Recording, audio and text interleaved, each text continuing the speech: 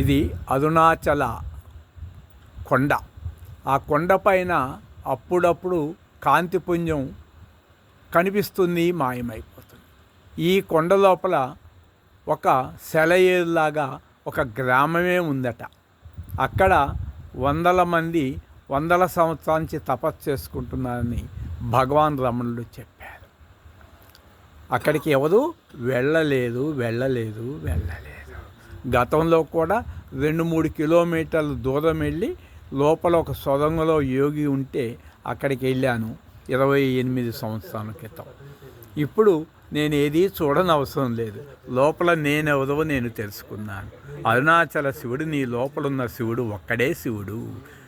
నాలోన గలడు శివుడు, నీలోన గలడు శివుడు. కాదు, ఈ దేహంలో ఉన్న శివుడే అన్ని దేహాలు ఉన్న శివుడు ఒక్కడే. అంతటా ఉన్న శివుడు, అందరిలో ఉన్న శివుడు ఒక్కడే.